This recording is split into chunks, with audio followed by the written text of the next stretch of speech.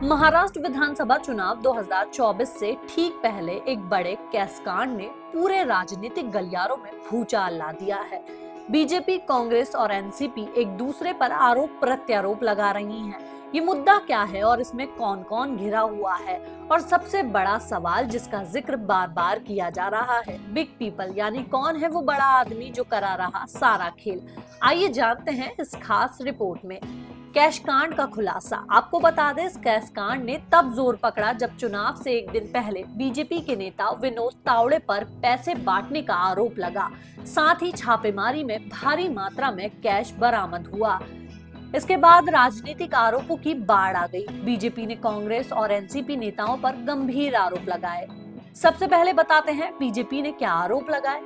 BJP के प्रवक्ता सुधांशु त्रिवेदी ने 2 प्रेस कॉन्फ्रेंस की, जिसमें उन्होंने इसे अफवाह करार दिया, लेकिन रात में एक नए आरोप के साथ कांग्रेस और एनसीपी पर निशाना साधा। साथ ही एक ऑडियो कॉल और व्हाट्सएप चैट के स्क्रीनशॉट शेयर किए, जिसमें सुप्रिया सुले और बिटकॉइन डीलर गौरव मेहता की बातचीत का एक ऑडियो है, जिसमें कहा गया है कि इलेक्शन के लिए पैसा चाहिए।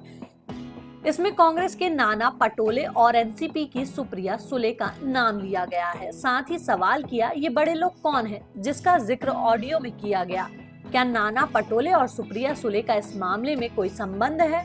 अब इसको लेकर सुप्रिया सुले और कांग्रेस ने भी पलटवार करते हुए जवाब में कहा। सुप्रिया सुले ने बीजेपी पर झूठ फैलाने का आरोप लगाया और मानहानि का केस करने की बात कही। एनसीपी की सुप्रिया सुले और कांग्रेस ने इन आरोपों को पूरी तरह से खारिज कर दिया।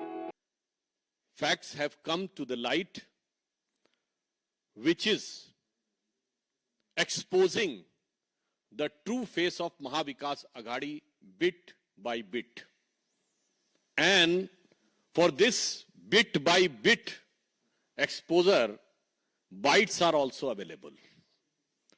So in my opinion, it is posing a serious question that how a free and fair election can be conducted. और इससे यह भी बात और स्पष्ट हो रही है कि जो नारा था कि हालात बदलेगा, अब दिख रहा है कि हाथ करामात क्या कर रहा है। एक और बात बहुत साफ दिखाई पड़ रही है कि ये जो मोहब्बत की दुकान है, इसमें सामान और सामान का भुगतान कहां से हो रहा है।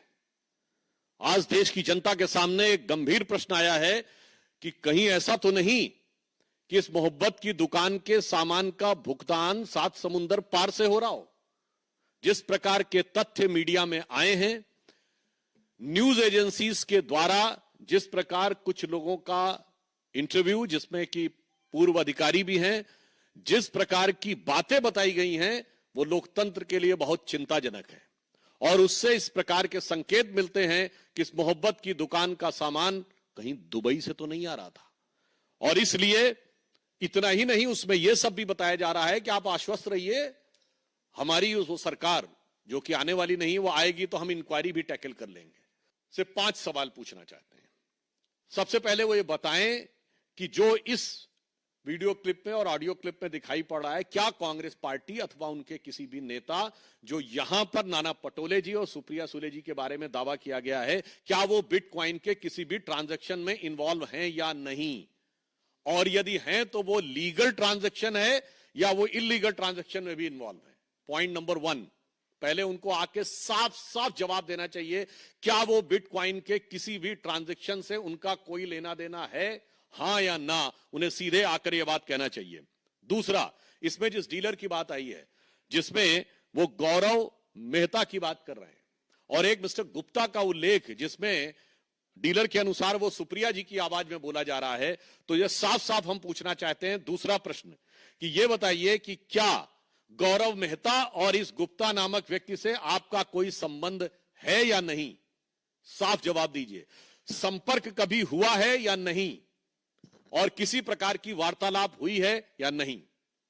तीसरा सवाल कि इस प्रकार का कोई भी संवाद क्या आपका गौरव मेहता अथवा मिस्टर गुप्ता या किसी भी व्यक्ति से हुआ है या नहीं? और 5वीं बात, सिर्फ रस्म अदायगी के ट्वीट से कार्य नहीं चलने वाला, आपको साफ आकर कहना होगा कि यह आपकी आवाज है या नहीं। ये 5 सवालों का हमें जवाब चाहिए स्पष्ट रूप से महाविकास अघाड़ी के नेताओं से। और अंतिम 5वां सवाल है कि इसमें जो बिग पीपुल वर्ल्ड कहा जा रहा है, जो सबसे गंभीर बात है कि मुझसे इसमें बड़े लोग इन्वॉल्व हैं। यदि दावा है कि ये प्रदेश अध्यक्ष नाना पटोले जी की आवाज है, यदि यह दावा है कि सुप्रिया सुले जी की आवाज है, तो वो लोग जिनको बड़े लोग कह रहे हैं, वो बड़े लोग कौन है? इस कैश कांड ने जनता को भी असमंजस में डाल दिया है। चुनाव से पहले ये एक बड़ा मुद्दा बनकर सामने आया है। अब सवाल ये है कि इस कैश कांड की सच्चाई क्या है? क्या ये चुनावी चाल है या फिर भ्रष्टाचार का कोई नया बड़ा खेल है? जांच जारी है और महाराष्ट्र की जनता को जवाब का इंतजार है। इस पूरे मामले पर आपकी क्या राय है, हमें कमेंट सेक्शन में जरूर बताएं। ऐसी ही और भी वीडियोस के लिए चैनल को सब्सक्राइब करें।